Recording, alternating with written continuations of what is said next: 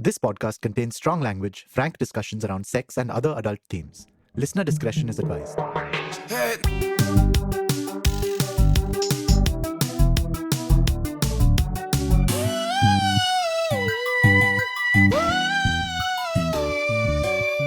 There's something about sex, especially women and sex. Because for women, sex has been and continues to be complicated. It has included violence, force, and has been used to show women their place. Because of this complicated history, even today, there is a lot of collective panic around how women experience sex in society. So it's no accident that sex has been so prominent in discussions around prostitution, but women empowerment in general.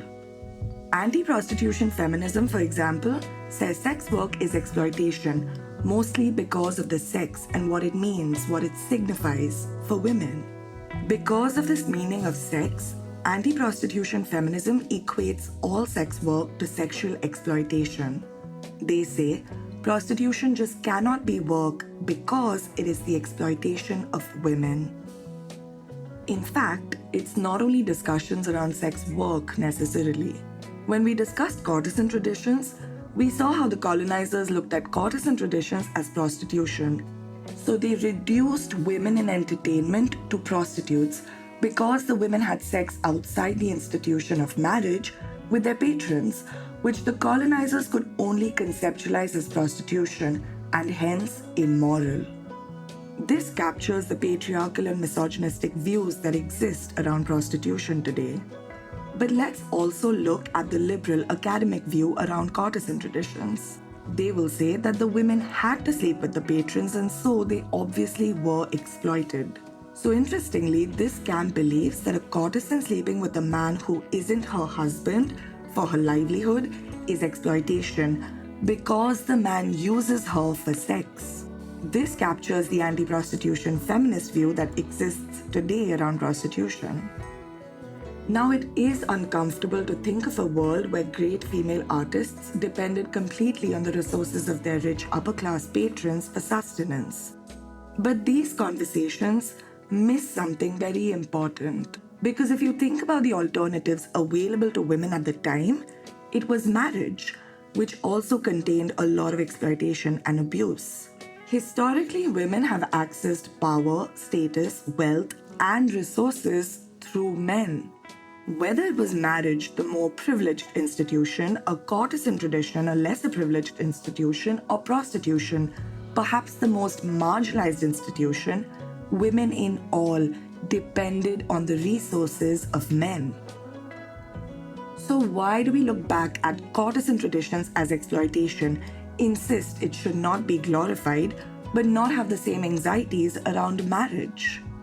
If a woman is celebrating her wedding today, or if a movie ends with the lead couple getting married, people don't usually say, you should stop glorifying marriage. Marriage should be criminalized.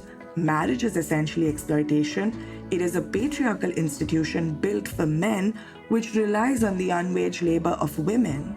Which is all true. Now, sex work is often not good work and is very often bad work, which we'll get to. A lot of sex workers themselves are looking for ways out of the sex trade. But does this mean what they do is not work? Today, that is the issue sex workers face: the refusal to accept sex work as legitimate labor. This is alarming because a lot of work under capitalism is bad work. Working class jobs are often miserable. So why is prostitution singled out? Why is there so much moral panic and intellectual outrage around prostitution to the extent that it is criminalized? I'm not arguing that any exploitation is okay. It is amazing that we understand that marriage can become exploitative and abusive and have responded by giving women rights and protections. There are also other useful conversations to be had about work and exploitation in a capitalist society. The intersection of class, caste, gender, and what work one has to do to survive.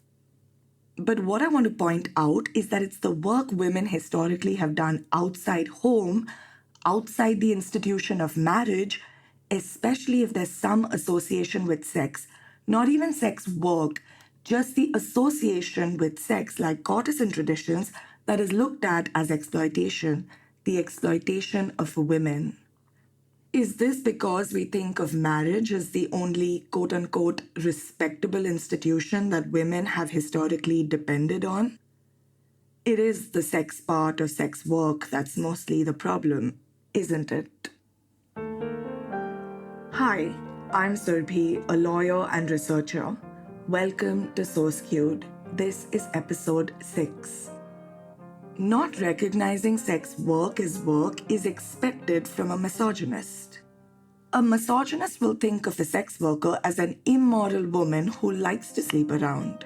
Recognizing a prostitute as a worker may go against a misogynistic belief that this woman wants it because she's like this. They don't understand that sex workers do sex work as a job. Now, some of the work of sex work is to promote this image among clients.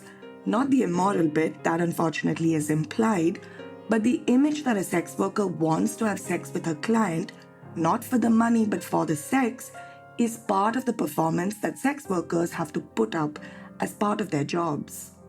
Sex workers obviously won't talk about the violence they face, their labor rights, and police harassment to their clients. That would ruin this illusion, which is very much part of the job. So expecting a misogynist to say sex work is not work is expected. What is surprising is that even anti-prostitution feminism, which sets the theory for the practical work anti-trafficking organizations do today, agree with the misogynists but for different reasons. They say that sex workers have sex with clients under the force of money. The money is used to coerce her into sex work, and hence prostitution is sexual exploitation. This is why today in international and domestic law, in the definition of trafficking, the paying and receiving of benefits to achieve the consent of the victim is a trafficking offense. It is assumed under law that if a woman is receiving money for commercial sex, then it is not consensual sex, but sexual exploitation, and hence the woman is a victim of trafficking.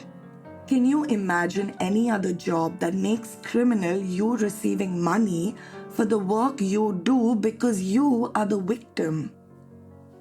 In a world where we fight for the recognition of women's work, the work that women historically have had to do, which work has included housekeeping, cooking, childbearing, child raising, and sex, and in a world that outsources this work regularly. Why is commercial sex work not work if domestic work is work? Why is only commercial sex work then exploitation? It's the sex outside marriage or love that everyone discreetly agrees for a range of different reasons is not good for women. This idea that sex for a woman is precious exists even in mainstream feminist discourses, and anti-prostitution feminist discourses bring to surface this mindset and anxiety society has around women and sex. Sex worker activism discourses and their inputs to feminism, including discussions around sex and women's work, are way more eye-opening and revolutionary than other feminist discourses. So let's get into it. Part 1. Sex. Feminist discussions around prostitution during second wave feminism we saw in episode 2 becomes this battle between sex-negative feminists and sex-positive feminists. The sex-negative feminists that fall in this anti-prostitution camp and so lead the anti-trafficking movement see prostitution rightly as a sexist institution. But the reason they think it is sexist is because sex work is demeaning to the women involved. If you dissect their arguments like sex worker activism has done, you learn that anti-prostitution feminists assign the same value to sex as the patriarchal or misogynistic camp. The value usually assigned is that sex for a woman, and this applies only for women, is special, precious, and must be kept that way. In these discussions, there is an emphasis on what sex means to a woman, and then a conclusion as to what sex can do to a woman. There's this mindset that women's feelings relating to sex are very fragile. Sex is seen as something that can hurt women, unless it has social or emotional sanctity. For the Victorians, this was marriage. Today, for the anti prostitution feminists, it includes love and desire. To them, sex work is, quote, the wrong kind of sex. Sex workers have too much sex. It's excessive for women. It is transactional sex, so without emotional sanctity, and with multiple partners, so without social sanctity. Another assumption about women and sex that comes out is that sex for a woman is innately connected to her entire personhood, her quote, essential self. This is why anti prostitution feminism says the selling of your sex is the selling of your entire body, your entire self. Meaning, a woman loses so much of herself because she's selling her sex, so having sex in the wrong way, that she loses her entire self. The misogynists, they think of sex workers as immoral women, so women who suffer a moral loss because of all the sex they have. For anti prostitution feminists, sex workers suffer an actual bodily loss. Sex work takes something away from the women. Their bodies degrade, they change because of all this wrong sex they have, so she gets destroyed through sex. This logic is not extended to married women. In fact, a good wife is expected to give her husband sex. There is no anxiety about this regular sex with the same man destroying this married woman. The man, of course, if he has sex outside his marriage, may be morally questionable, no doubt, but there aren't anxieties about what the sex can do to the man. Anti prostitution feminism discusses how sex workers deteriorate in the sex trade, the implication being all the sex is causing her an actual loss. It's causing her mental and physical health. Again, not the same with men. A male sex worker having a lot of sex with women clients, no one will think he's exploited or losing himself. A certain section of men will look at this man as a stud who gets money and sex. But even anti prostitution feminism agrees with them. They say a man gains through sex, but the woman loses through sex, and hence, sex workers are losing themselves. This also means that the underlying assumption is that women do get degraded or demeaned through sex. For a woman, her sex is looked at as something that is closely connected to her respect and dignity. It is common to hear the anti prostitution camp argue that sex workers are demeaned or degraded by men because they sell sex to them. But they never raise concerns about the male clients being demeaned through this transactional sex. This is why anti prostitution laws target female sex workers the most. Their concerns are with women being degraded through sex work. This teaches us that women must value her sex. In India, it's common to hear anti-trafficking activists being concerned for sex workers because she has to do sex work for so little money, as if it's about how much value the sex worker places on her sex and hence her dignity and respect that determines her prices, and not the forces of a criminalized market at play. To these people, the sex women have can damage them, and women can only handle sex when it is accompanied by love, desire, if you're a bit modern, or marriage, if you're conservative, which is why they look at sex workers as women who are getting damaged and degraded.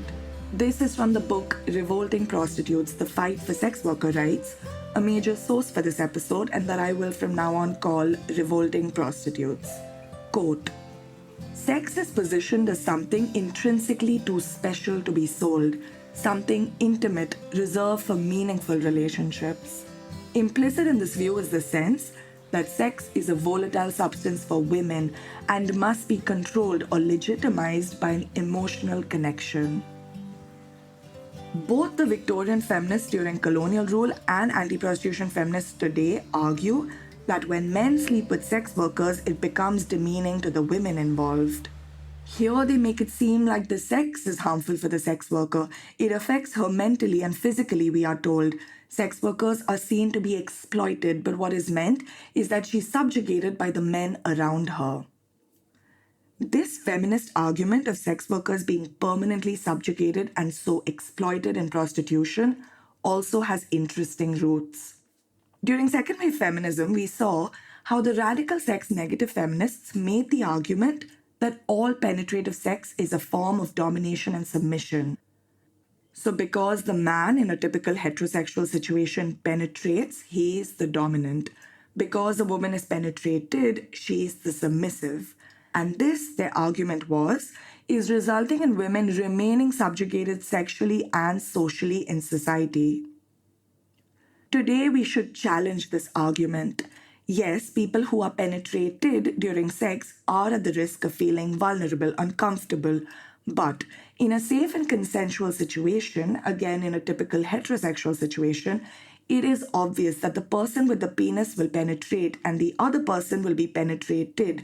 And you cannot just assume that the person being penetrated is essentially a submissive person, inherently compromised, degraded, and subjugated. This is very patronizing to all women. And no, sex workers are not inherently subjugated because of the sex they have. This idea of women being degraded through sex is ingrained in the patriarchy. Women in society, all women, are divided into two categories, and one of these categories is thought to be degraded or fallen because they get associated with sex. We see this most obviously from Victorian times. We know this as the Madonna-hoe dichotomy, the lady versus the prostitute, the good woman versus the other. How are women divided into these fixed categories? Firstly, on the basis of social backgrounds. Women from privilege fall in the good women category, and women from marginalized communities find themselves in the other category.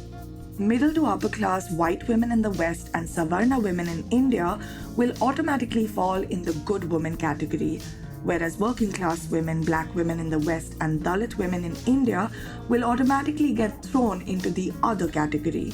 So caste, race, and class have a role to play in how women are categorized by default into good women and the other. And then, women are expected to have the sexual characteristics of the group they have been assigned. This introduces the idea of quote-unquote sexual purity. The good women are considered to be respectable, innocent, now maybe capable, and basically pure and chaste. This means good women are assumed to be women who don't feel sexual desire.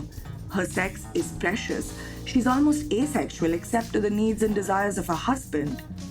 During Victorian times, it was said that good women were naturally pure, which meant very sexually modest, feel no desire, and who don't want sex, which was seen to be dirty.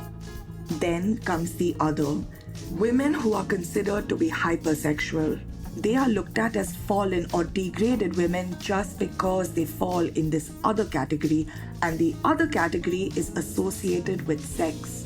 The other are assumed to be women who are lustful, immoral, not pure and chaste, not innocent, and so not worthy of respect. The other can be exposed to men's worst behaviors.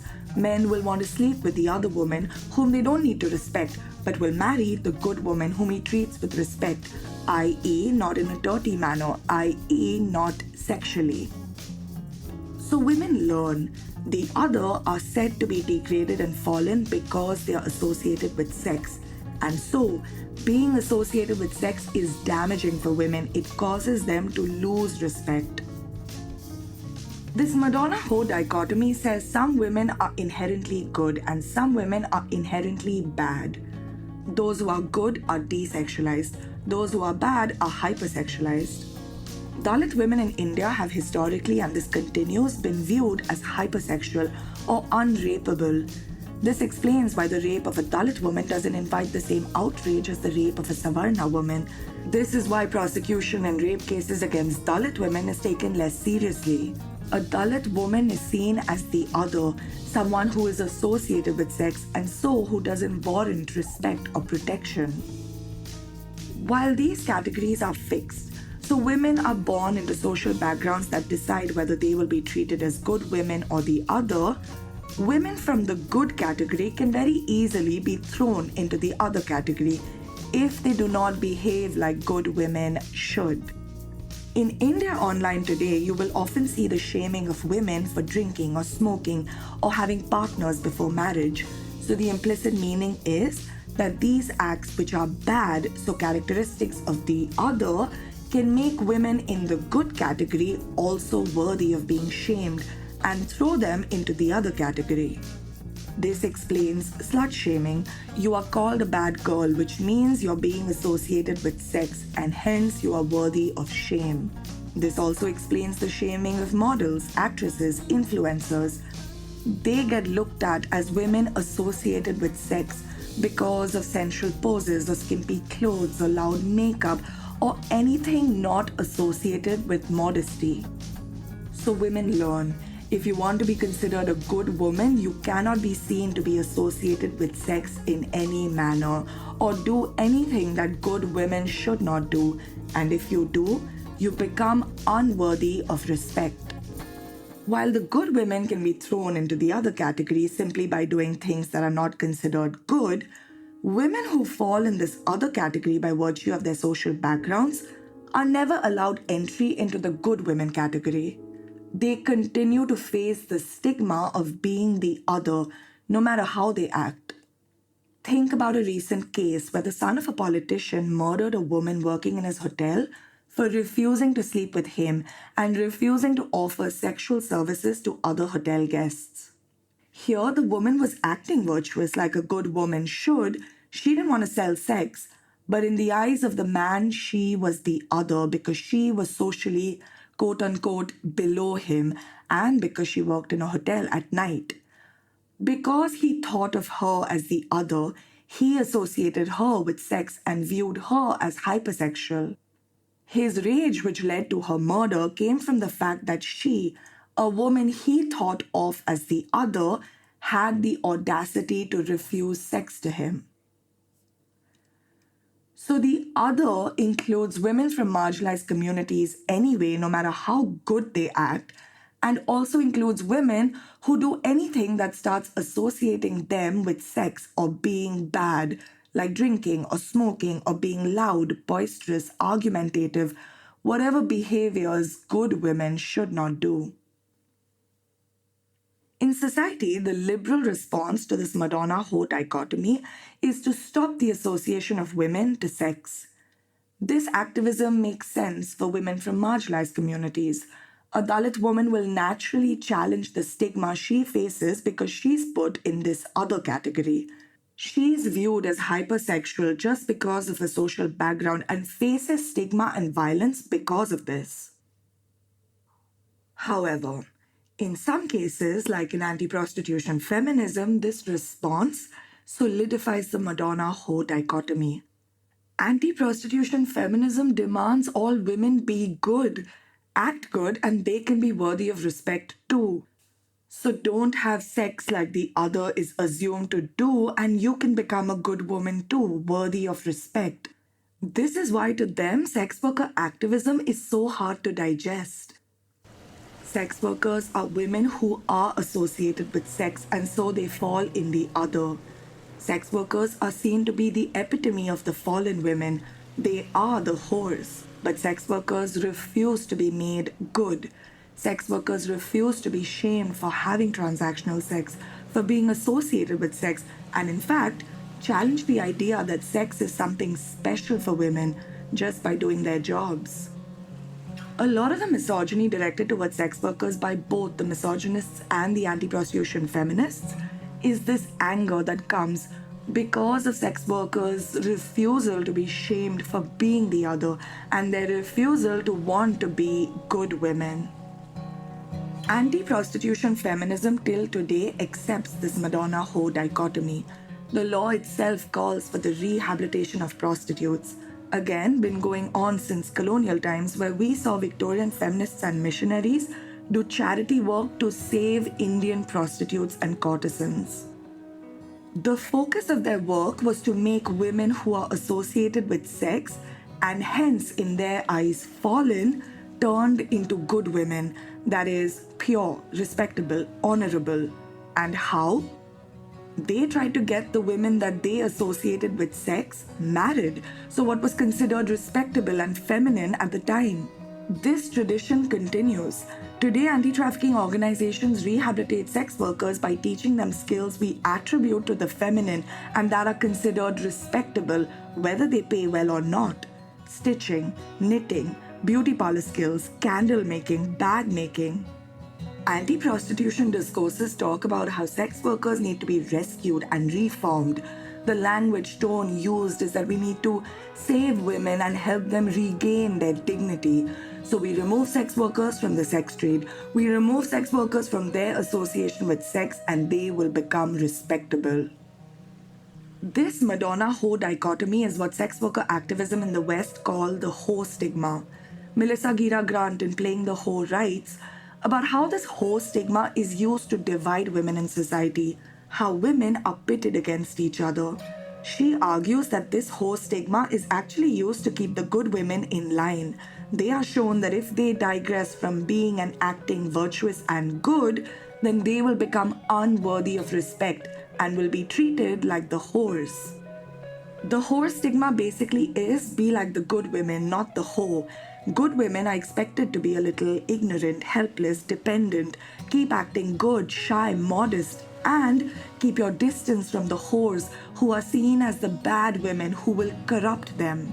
Even when I was working in the field, we, college students, researchers, were often told by the social workers and probation officers that sex workers lie, they drink, they smoke, they curse, so be careful, as if they were warning us, women they perceive to be good women, so in the same category as them, against those other women.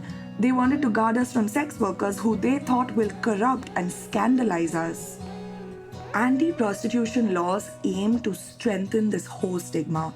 Margot St. James, a sex worker activist, had said that the hoe stigma works to keep the good women in line and sex workers are made an example of by the system. If you act like them, you deserve whatever comes to you. Violence, assault, police harassment, jail time. We think this is justifiable when it happens to sex workers. The other, they are treated as disposable. This divide among women is also reflected in feminism. Why do we pit married women against sex workers? We know we should stand in solidarity with the married woman, the victim of a husband's infidelity with a sex worker who is seen as immoral, lustful, someone who doesn't care about the wife's feelings. But we are never called to stand in solidarity with a sex worker because she will corrupt good women. We are prevented from relating to a sex worker, even though a sex worker is a woman who's only looking to make a living to support her family. She's not responsible for this man's infidelity. She faces tremendous violence in her job and in the hands of the police and state simply to earn a livelihood. But we are taught, support the suffering wife, but don't support the hoe. If you support sex work, you're against marriage. A good woman will never give away her sex. She is wronged by the other who doesn't value her sex and gives it away easily. In fact, anti-prostitution feminism makes it seem like sex worker activists stand up for men's right to sex. Anti-prostitution feminism has often accused sex worker activists of being representatives of men, clients, and pimps. The tone being, sex workers are traitors who betray good women because they want what men want, that is, sex. This is another way to other the sex worker.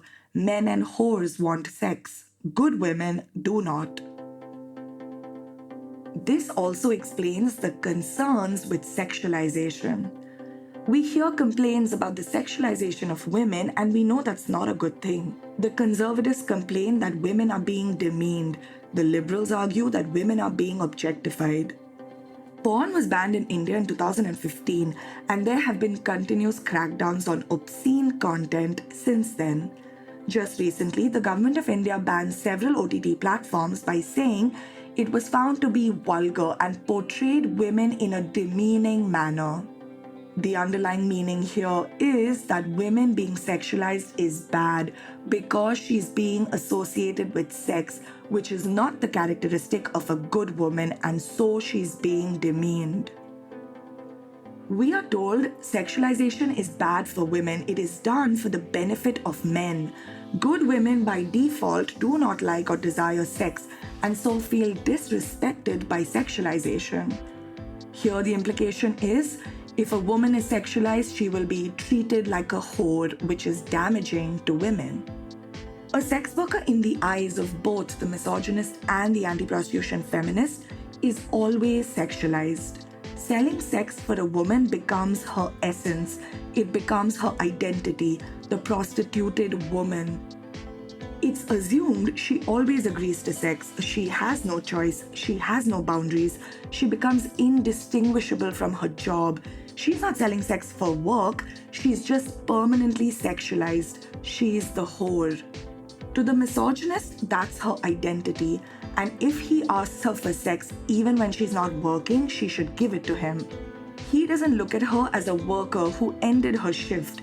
He looks at her as someone permanently associated with sex, so it's his right to get sex from her. The police have this lens too. This is why sex workers get harassed by the police even when they're not working. This introduces the idea that a policeman just has to think a woman is a prostitute for her to be thrown into the criminal justice system. Sex workers point out that to prove someone is a sex worker often becomes an exercise in targeting women who the police think could be a sex worker. Is she from a particular class or caste? Is she dressed like one? Is her makeup like that? Is she drinking and smoking? Is she having casual sex, which the police cannot fathom to be anything else other than prostitution? This is why the police regularly assault and rape sex workers, because he perceives her as the other, the woman whose rape doesn't count, who is available to all men as they please, who is just permanently associated with sex. So if a sex worker refuses, argues, protests, she will be shown her place. But even the anti-prostitution feminists argue that sex workers are demeaned, degraded, and objectified by men who sexualize them.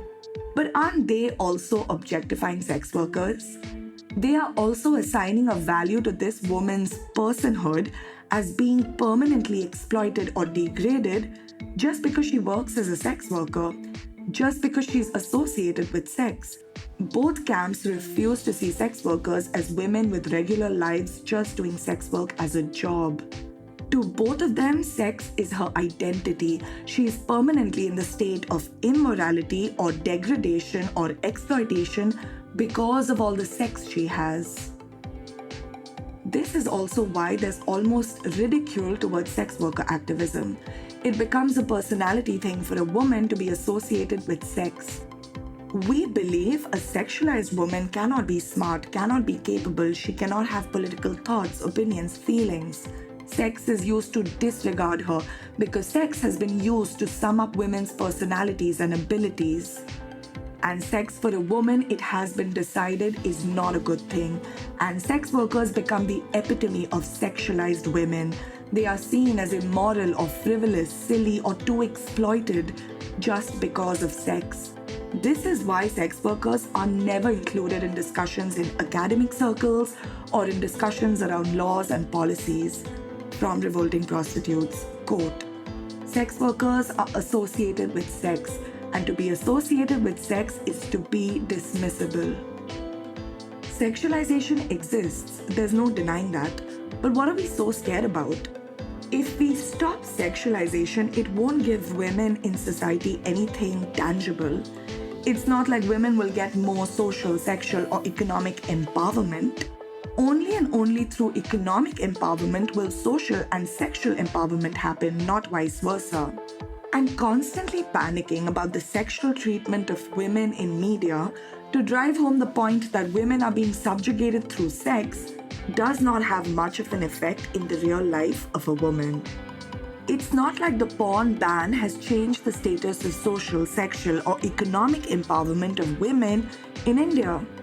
What if dancing in an item number in a Bollywood film or doing an erotic movie does not degrade the woman doing the dance or movie, no matter how sexualized she is?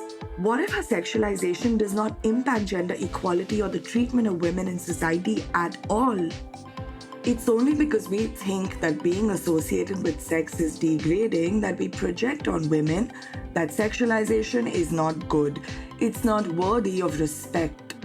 Melissa Gira Grant writes, But what if being sexualized is neither dehumanizing nor empowering, but simply value neutral? This is the problem with sex work. The sex worker becomes the woman at the lowest tier of this women's sex goodness hierarchy. And like I said, a lot of the misogyny against sex workers is because they knowingly cross this line. They agree to be whores, they call themselves whores, they agree to be sexualized, refuse to be shamed. They challenge this idea that all women would rather be good than be called whores, and they cross this line for money. And this does not sit well with both the misogynist and the anti-prostitution feminist. Because sex worker activism demands you take the hoe seriously, that no woman, even if she's associated with sex, can be disrespected or disposed. Sex worker activism includes fighting for the rights of sex workers who face violence in the sex trade, rape, assault, and which violence is still not taken seriously. A sex worker says, yes, I am associated with sex and I am still worthy of respect and protection, which pisses even the good women off. For sex workers, just because she forms a transactional sexual relationship with a man and not out of emotions, why must it mean disrespect, degradation? Why is it justifiable to treat the hoe with disgust? Why not instead say that just because you have sex with a woman or just because a woman is being sexualized, whether by herself or in the media, it doesn't mean you can disrespect her? This division in society among women based on social background and then sexual purity needs to be removed completely. There's no virtue in being a good woman and there's no shame in being a whore. There is no good woman and hoe. Doesn't matter who has sex how many times, in or out of a relationship, which community one is from, there's no distinction. Because when you believe that only good women who come from good families, whatever the fuck that means, deserve respect, you believe that there are some women who deserve to be harmed, like sex workers. You theorize morality and feminism to somehow make discourses that say sex workers' rape doesn't count because prostitution itself is rape, which basically says that men will obviously treat these women like this. Even this argument that prostitution is rape is kind of weird that it still holds today. Anti-prostitution feminism says that if a sex worker is paid for sex, the sex is forced sex and hence rape. In the book Revolting Prostitutes, the authors argue that this argument is bolstered with a narrative that, again, both the misogynists and anti-prostitution feminists seem to agree on. They both seem to believe that because a woman sells sexual services, a man is free to do as he wishes with her body. Sex workers, they believe, give up all boundaries during the act of sex. This is also why they say the selling of your sex is the selling of your entire body.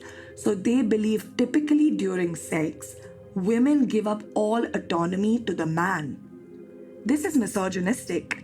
Why can't a woman sell sex and still draw boundaries with the man she's having sex with and expect him to respect those boundaries, just as anyone would in any other sexual situation, casual or long-term?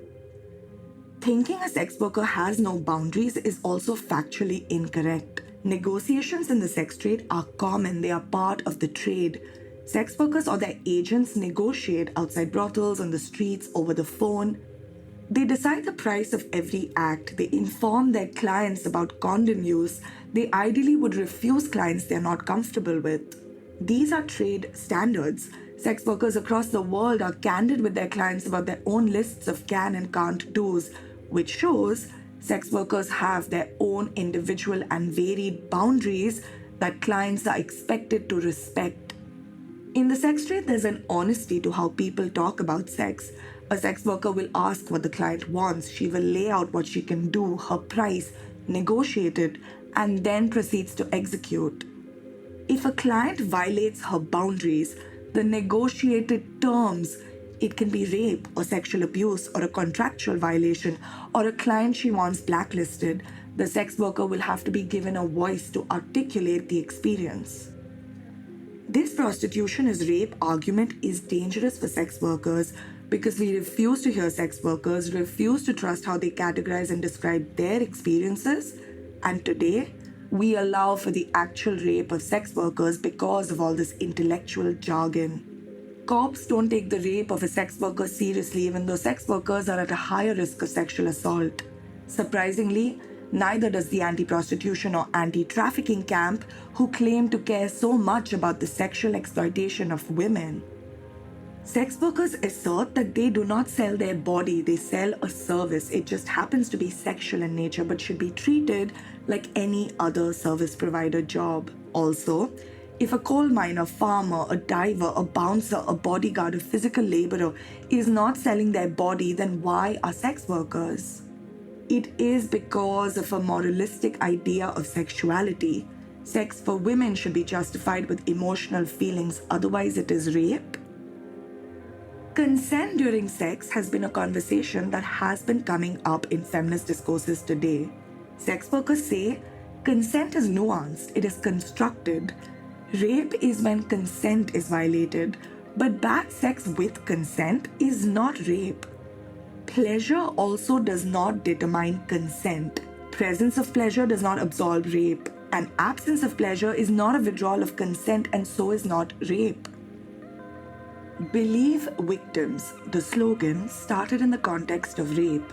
The idea that the criminal justice system hadn't evolved enough to counter gendered crimes, and that a victim's testimony of her rape, a crime which often went unprosecuted in the light of lack of evidence, must count as evidence in court proceedings.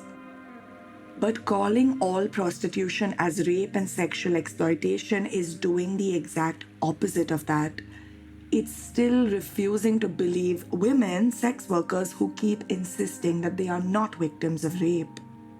In Revolting Prostitutes, the authors use the example of a massage therapist.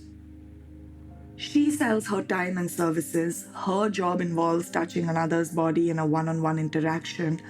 But saying that a client can do whatever he likes with her body for the duration of the massage would be horrible to say. Imagine a man going to a female massage therapist and demanding sex because she's alone in the room with a man, and so he has unfiltered access to her body. Because if you force yourself on the massage therapist, it will classify as sexual assault, sexual harassment, or rape depending on the crime. The scope of work during a massage is clear, so is it with sex work. A sex worker may consent to stripping or dancing for money even in a private room, but refuse sex work with the same man.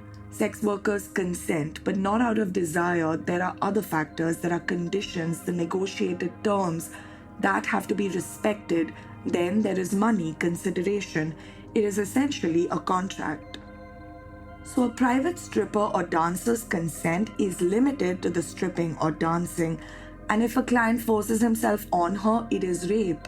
If the sex worker has told the client that she cannot have sex without condoms and he removes his condom mid-act, that's rape. This is because the client violates the negotiated terms, and so he violates consent. A client does not have unfiltered access to a sex worker's body simply because it is sex. That's what a misogynist would say. In Revolting Prostitutes, the authors reconcile all of this, because regardless of what anti-prostitution feminism or the conservatives believe or want us to believe, today men and women do have casual sex. They do have sex with people they do not date or marry. It is even more hypocritical then that liberal academic discourses defend a woman's right to have sex casually but refuse to support sex worker rights. Quote, "For many people, sex can indeed be recreational, casual, or in some way meaningless. The meaning and purpose of sex varies wildly for different people in different contexts or at different times in their lives. The sense that sex is intrinsically always special rebounds on women who are disproportionately seen as losing something when they have sex that is too casual. Someone can have a lot of sex at some point in their lives and then no sex for a long time, or they can intermittently be having sex. It could be with different people or the same person. It could be casual or in a long-term relationship, and the purpose, meaning will change for the same person over the course of their lives. Assigning a value to a woman based on her sexual activity, which makes it a woman's permanent personality, is just stupid and baseless and misogynistic. So, discourses around prostitution which focus on sex and then debate whether it's good or bad for sex workers and women is a ridiculous discussion. Sex workers are not doing sex work for the sex, they are doing it for the money. Many have a different life outside the sex trade. Sex workers have partners, husbands whom they have a separate sexuality with. This is why the authors of the book Revolting Prostitutes also criticize sex positivity in the whole prostitution discourse. Sex positivity went the other way from where the anti-prostitution camp was and ended up, quote, overemphasizing on the value of sex. Sex positivity said sex work was empowering, it was pleasurable. Not only is this line of argument not productive, it is also not true. It is not applicable to most sex workers. Most sex workers do not experience this sexual pleasure or sexual empowerment, and most importantly, they're just not looking for it in the sex trade. They are doing sex work as a job. When sex workers fight for their rights, they want to talk about working conditions, labor rights, worker safety, and not about the sex, not even sexual pleasure and empowerment. That's why it's useful to call it sex work. It's not about the sex, it's about the work. When you keep talking about the sex, you purposely ignore that women sell sex for money that they do not have. When you keep talking about the sex, you can keep criminalizing prostitution as the sexual exploitation of women and create moral panic while ignoring that criminalization harms sex workers the most, even sex workers who were forced into the sex trade, even sex workers who want to leave the sex trade. Some sex workers may have good sex at work, but it's not that common. Sometimes the sex is bad, not pleasant, and mostly it's tolerable. This is not cause for outrage. They still consent to it. They do it for the money. Someone else projecting their feelings about how women should have sex cannot take away the agency of a woman to consent to selling sex, even if she doesn't like it. Sex workers have a range of varied experiences, which again will differ over the time she spends in the sex trade and may even differ over the course of a day. Sex workers should be able to describe their experiences and assign their own meaning to these experiences without it being used against sex workers. And for cases of sexual violence against sex workers, we have to believe the victim, like in the case of any other sexual crime. So the experiences of sex workers will not fall into either the sex positive or sex negative camp. Because the sex negative camp, the anti-prostitution feminist, will say, if you are a sex worker and you hate your job, this means you want prostitution criminalized and want to be rescued. And many sex workers, even if they hate their jobs, will tell you how prostitution being criminalized is making their lives worse, making it harder for them to leave the sex trade. The sex positive camp will say if you are a sex worker, sex work empowers you, you are sex positive. But, from Revolting Prostitutes, quote, a sex worker who is living precariously or in poverty, who is being exploited by a manager or lacks negotiating power, is not likely to be particularly sex positive at work. These factors are structural, not a function of the worker's state of enlightenment. Most importantly, these discussions exclude a common perspective that exists among sex workers, quote, the perspectives of sex workers who hate sex work. Because of these aggressive anti-prostitution politics, sex workers are not permitted to be honest. Because if she says, I hate my job, she will be rescued out of the sex trade, which sex workers know will be the worst case scenario for them. So she cannot honestly and without repercussions to her livelihood discuss the violence and exploitation that does exist in the sex trade that sex workers want to address. This also contributes in pretending like both sex workers and clients want the same thing, sex. But this is incorrect. The client wants sex, sex workers want the money. Juno Mack and Molly Smith in Revolting Prostitutes say, we assert the right of all women to be sex ambivalent. Not sex positive or sex negative, sex ambivalent. It is not about sex. What a sex worker feels about sex might change, and it cannot form the basis of granting her basic rights at her job. Sex work needs to be discussed through the framework of labor rights, safety, and protections, not through this debate of what sex can mean and do to a woman. This is why sex workers keep insisting sex work isn't about the sex, it is about the work. Part 2, Work. It is this anti sex view within feminism that places sex work as completely different from the other kinds of work people do. They view sex work and only sex work as bad work. What anti prostitution feminism has intellectualized and presented as academic arguments against prostitution is basically their idea of morality around sex and women. To them, sex just cannot be work for a woman. But sex work is work, and this makes people laugh. It makes people uncomfortable, mainly because it has to do with sex. But it is work, and here's why. Firstly, not all work in today's capitalist society is good. Work is often bad. Anti prostitution feminism has this undertone that women must do respectable work. Again, women should aspire to be good.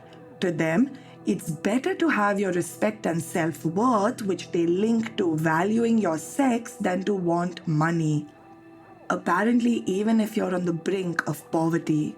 But what it misses, of course, is that for women empowerment, women first have to get their material needs met and gain economic power.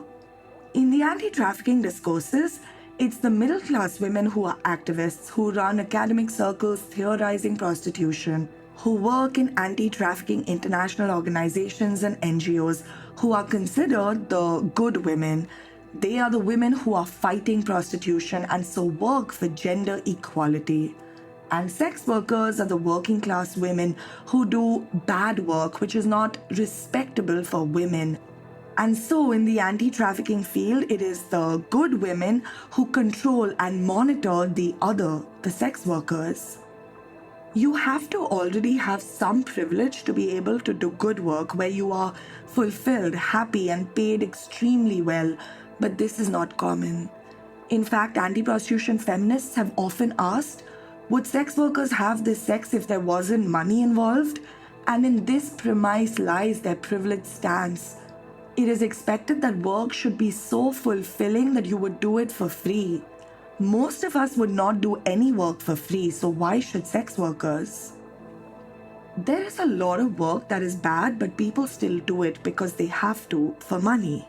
Doesn't most work in a capitalist society, especially but not limited to working class work, not contain some exploitation? Most working class jobs exploit the labor and time of a person for very little money. Workers are underpaid, face bad working conditions, long hours, no overtime, delayed payments. These jobs are not even considered prestigious, even if they are essential. But even if a job is not essential, even if it does not have social value, it is still all work. It is something a person depends on for a livelihood, and that is enough for that person to continue to want to do this job no matter how bad it can get. And if there are viable alternatives, this person will take that up. But until then, they will do what they have to for money. From Revolting Prostitutes, quote, when sex workers assert sex work is work, we are saying that we need rights. We are not saying that the work is good or fun or even harmless, nor that it has fundamental value. It is not the task of sex workers to apologize for what prostitution is.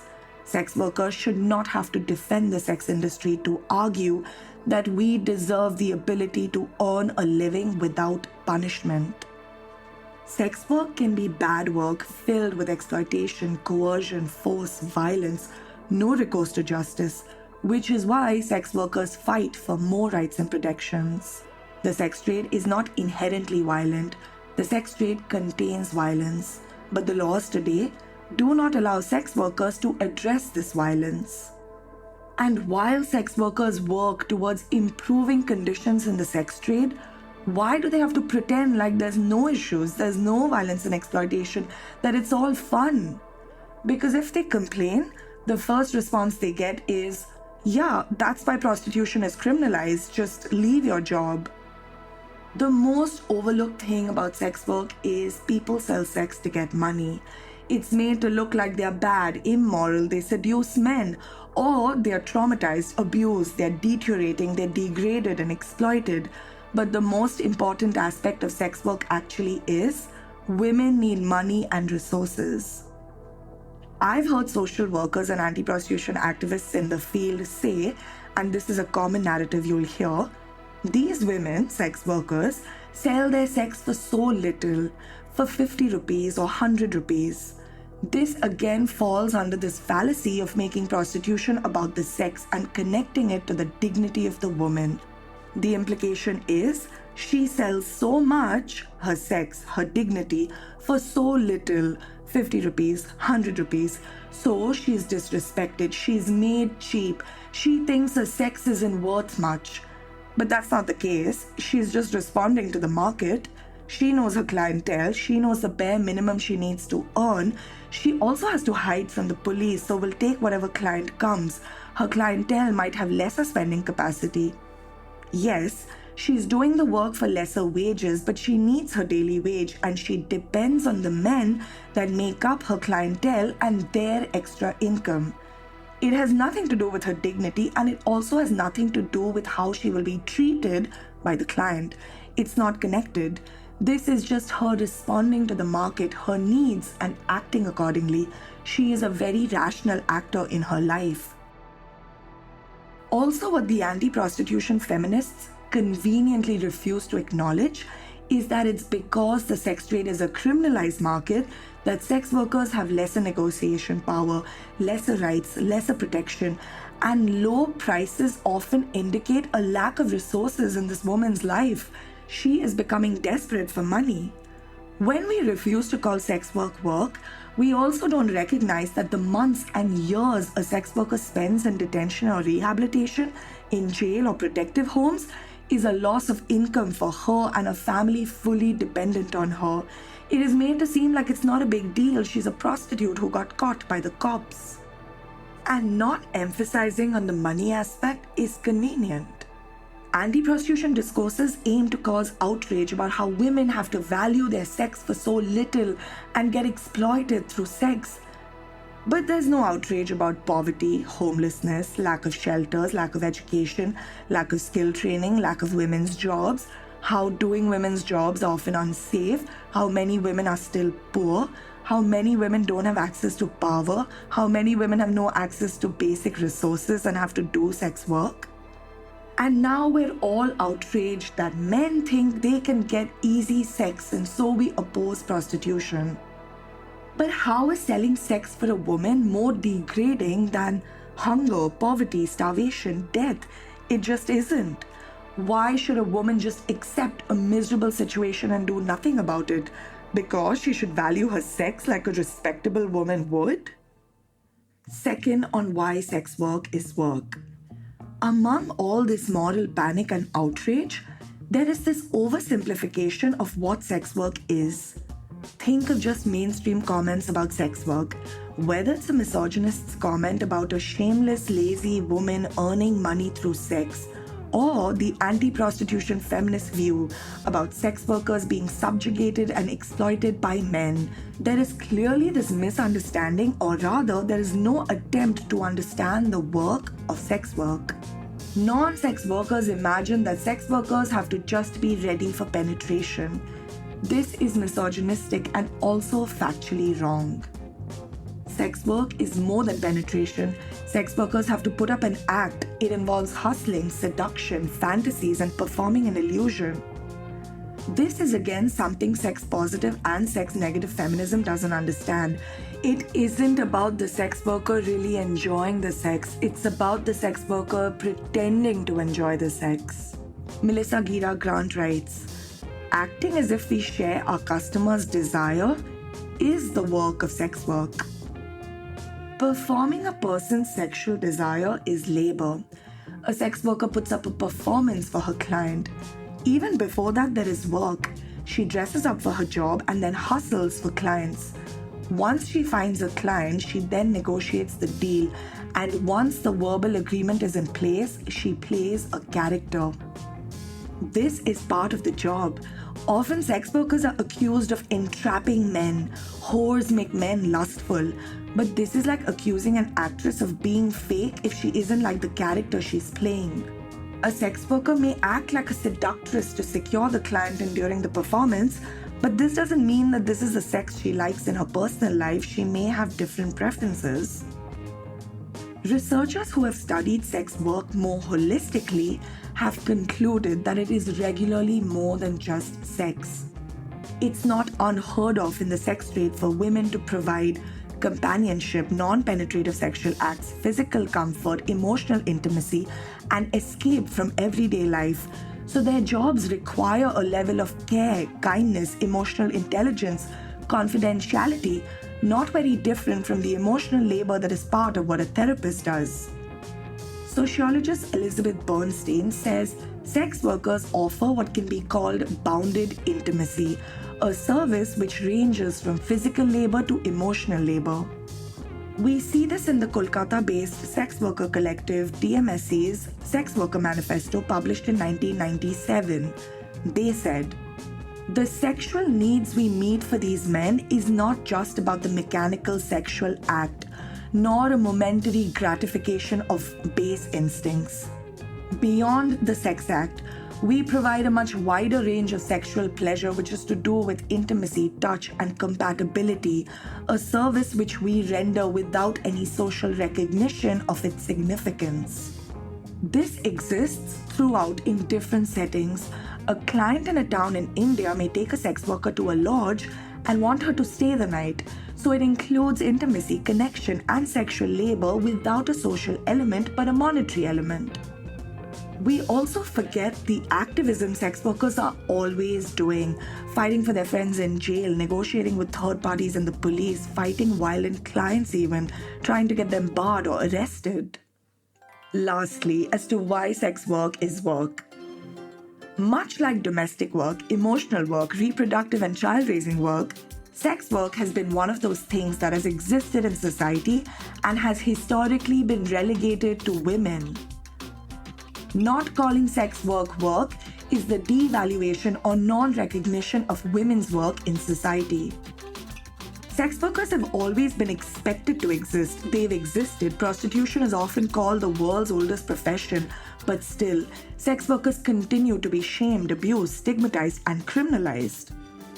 Not treating sex work as work almost seems like an extension of not treating the work that women did and continue to do in society as valuable, as worthy of being called work. Women should understand this. All the unwaged work that women do at home that is taken for granted and assumed to not be work. Domestic work is work, child-raising work is work, and sex work is work. While women in marriages were told that what they did was not work but things women do out of love and affection, sex workers are told that what they do is not work but things fallen women do. So we build these reasons as to why sex is bad and how sex workers were exploited. But so were women in marriages. Marriages exploited women's labor, which was all unwaged. It wasn't considered work in a capitalist society, but things women were expected to do for men. Whether you became a wife or a prostitute, the principle is the same, isn't it? If we give rights in marriages to women today, then why not in prostitution? We stand up for domestic and childbearing work because it is the work that good women have done in marriages. But sex workers suffer from the whore stigma. We are told their work is not work. Again, stand up for the suffering wife, the respectable woman whose labor is taken for granted, but feel no sympathy for the whore. Why? Her labor is thrashed even more. She remains marginalized and stigmatized. Margot St. James said, "Immorality is the arrest of women as a class for a service that's demanded of them from society." In the 1970s in the UK, a section of feminists, the Marxist feminists, ran a campaign called the Wages for Housework campaign. Their demand? The reorganization of society to value the work assigned to women at home. They basically said that in a capitalist society, it just so happened that men worked for wages in factories, whereas women worked at home, but not for wages, but apparently out of love for their husband, duty for their family, and their innate feminine caring nature. But the women did work. They were responsible for domestic work, cooking and cleaning, raising children suitable for society and work. They were expected to provide their husbands with a feminine home environment. As respite from the capitalist economy, they were expected to not deprive their men of sex. They deal with his egos and frustrations that come from work.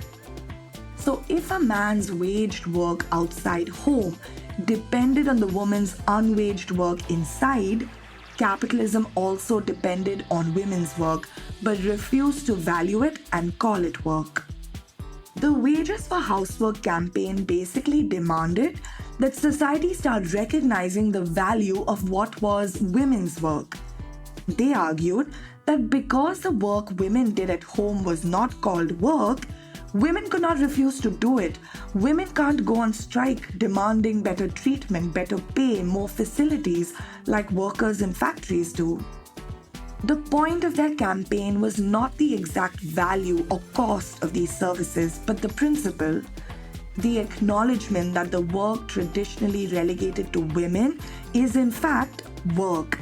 And calling something work makes the work visible. It gives someone the power to refuse to do it. To them, sex work fit in perfectly. It was one of those things relegated to women in society without attempting to value it or call it work. Women in general have been historically wronged. Women's labor has been unpaid. We have faced violence, assault, discrimination. Marriage and motherhood has been used to subjugate women. But still, today we do not call for the criminalization of marriage or pregnancy. No, we acknowledge that marriage can become exploitative and address this imbalance by giving women rights. So why do sex workers not get the same respect? Just like women in marriages, sex workers deserve to have the wrongs committed to them rectified. Sex workers are women who have constantly fought for their right to work outside home, for labor rights, for migrant rights. They've protested poverty, bad working conditions. They have fought a lot for the right of women to work outside home, free of harm. Sex workers getting their due, the acknowledgement of their work and rights and protection is a huge win for all women.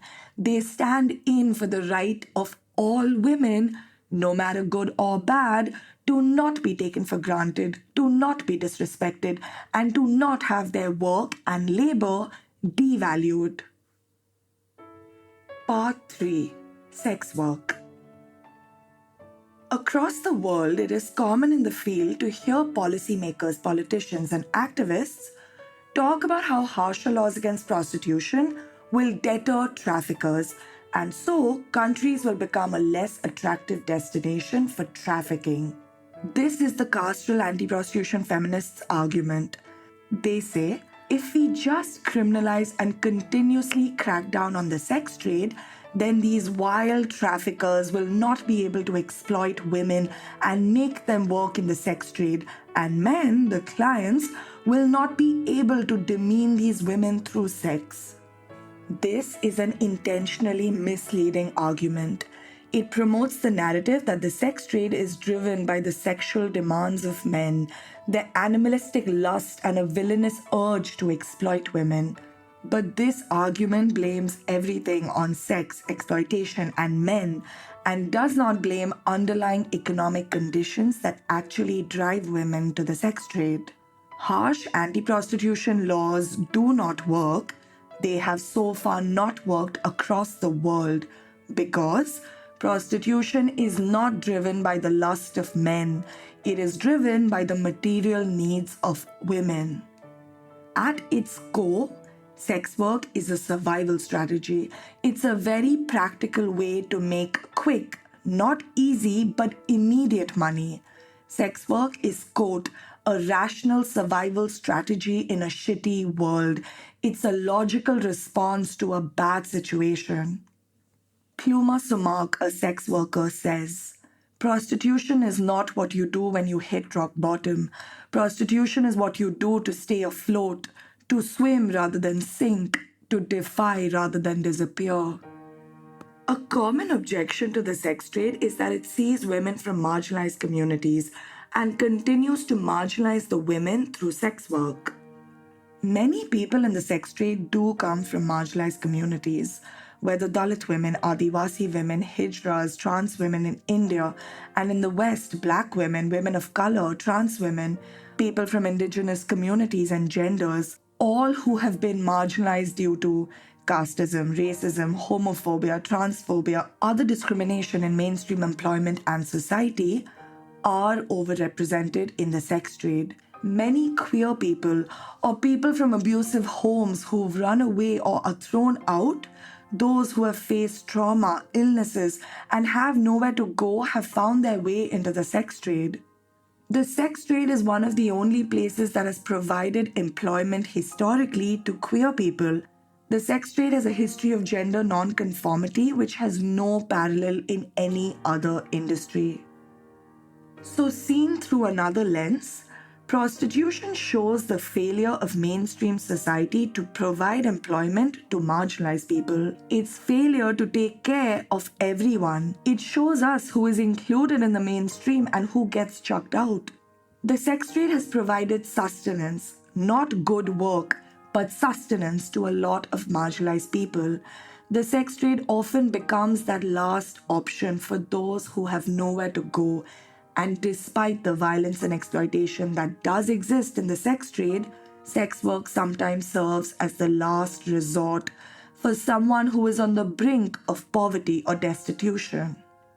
Should marginalized people only be allowed to get livelihood through the sex trade? Many will argue. No.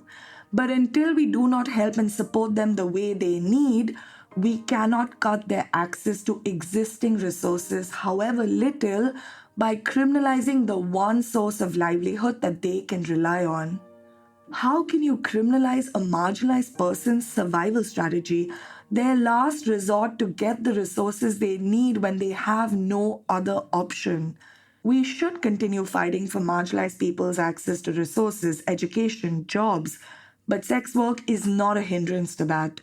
Both can continue until people automatically stop needing to do sex work. Prostitution need not be criminalized. There is no honor and respect in attacking the survival strategy of a marginalized person. Another thing prostitution shows us is the gender inequality that exists in society. It shows us that there are women who need to sell sex for money to survive, and there are men who have disposable income for recreational sex. This is the gender inequality, this economic inequality. This inequality is met by the most marginalized women through prostitution, but both the economic inequality or the marginalization of the person does not find its root cause in prostitution. Sex workers have no money for necessities, while men, the clients, have extra for recreational sex, and their extra money is how sex workers make a living. Just like husbands in a traditional marriage with a wife who relies on his income, clients to sex workers bring in the resources sex workers need in their lives. The little money the anti-prostitution feminists complain sex workers get for sex work is the only money she can make. From revolting prostitutes, quote, in an important sense, clients are not the demand but the supply for sex workers. Clients represent the supply of resources into our lives. Whether prostitution is good or bad is an inane discussion. Until women need to do it, they will. And until you give them alternatives that they are happy with, not under force of the criminal justice system, sex workers need safety, protections, and labor rights. They deserve to be able to do the work they have to do free of any harm. If everyone agrees that prostitution is a bad job but women still need to do it, The only way you can help the women is to empower them. Empower the women who need it the most, those who are doing the most dangerous jobs. Again, from Revolting Prostitutes, and I'm selectively quoting. To say prostitution is work is not to say it is good work or that we should be uncritical of it. To be better than poverty or a lower paid job is an abysmally low bar. People who sell sex are among the world's least powerful people, people who do the worst jobs. But that is precisely why anti-prostitution campaigners should take seriously the fact that sex work is a way people get the resources they need. People with relatively little are right to be fearful when their means of survival is taken away. It is when people's income is low that reducing them even further is a terrifying prospect. It is when jobs are bad that workers most need workers' rights. Outsiders think that selling sex must be a pretty horrible job, and many sex workers would agree. However, these sex workers may locate the problem not in the sex but in the work. To this, many will respond that rehabilitation schemes are aimed to provide women with alternatives. But the alternatives offered are never viable. This is why anti-trafficking efforts fail. They become patronizing. This assumption that women should do anything except sex work is out of touch. It does not acknowledge that many sex workers have tried other work and it wasn't viable. It didn't meet their specific needs, it was not convenient, and it was not less exploitative than sex work. In the long history of sex work, we see how often sex work was seen as the more viable and less exploitative out of the few choices women had for work.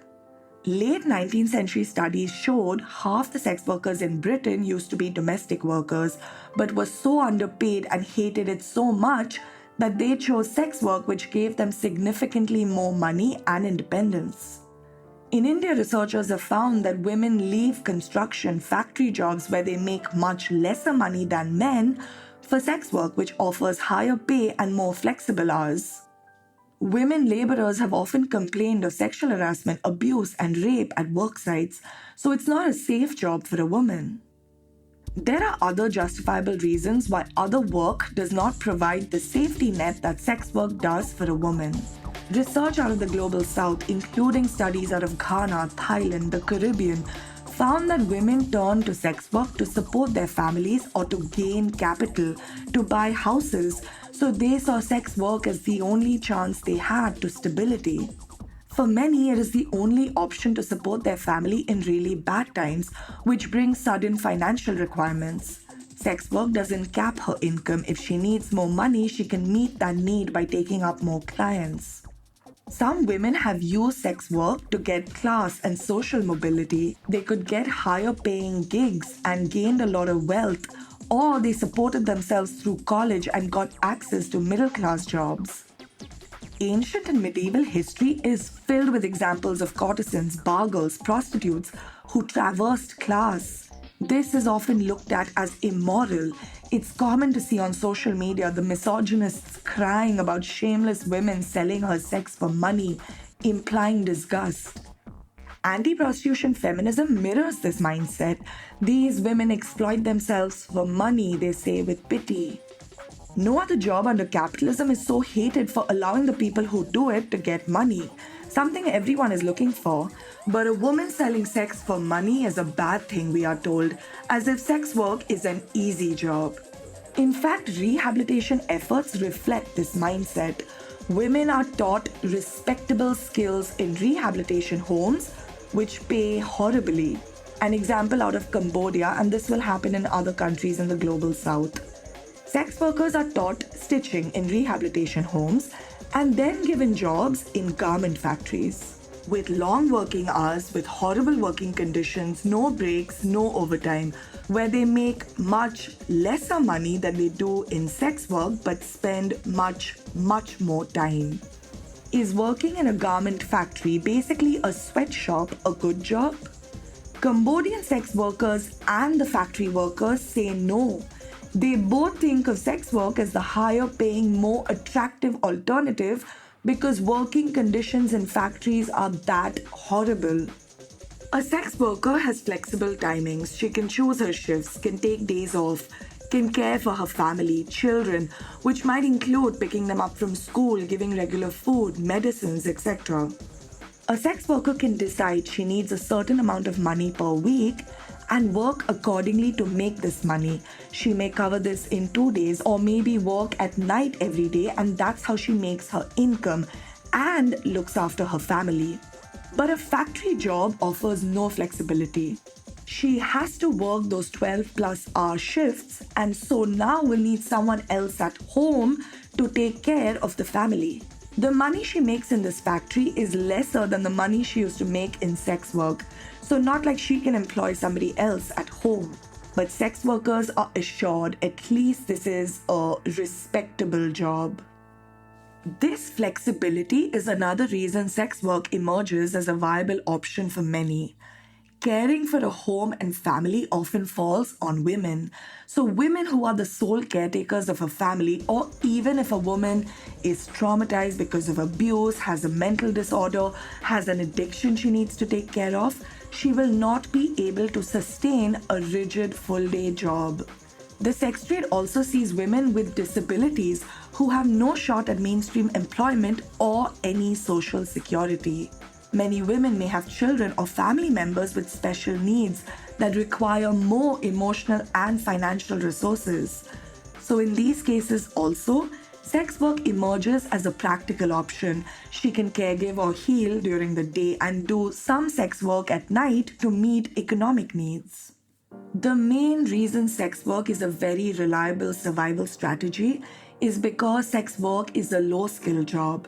A woman with no education or skills or experience who has been thrown out of a house, or a woman on the run from abuse, maybe with a child, may find herself in the streets with nothing.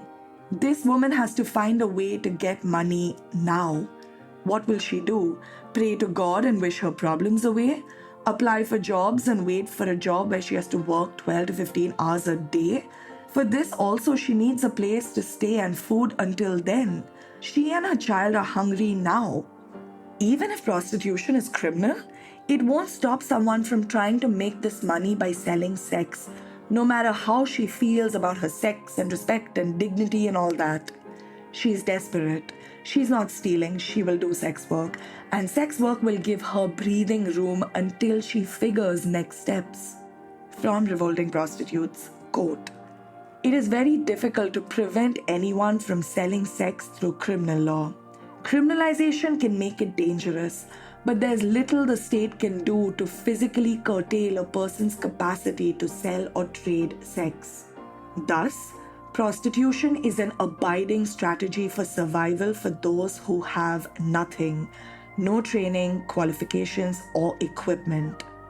There are almost no prerequisites for heading out to the streets and waiting for a client. Survival sex work may be dangerous, cold, and frightening, but for people whose other options are worse, it's there as a last resort, the safety net onto which almost any destitute person can fall. This explains the indomitable resilience of sex work." That's all for today. Thank you so much for listening. This episode was written by me, Surabhi Chatterjee. The audio production is by Pruthu Parab. The cover art is by Rini Alfonso Joseph. If you want to get in touch, you can email soscutepodcast@gmail.com. Follow on Twitter and Instagram. It's soscute. Also, would love if you could subscribe, rate, review, all those things on the app you're listening to this podcast on. Bye! Hey.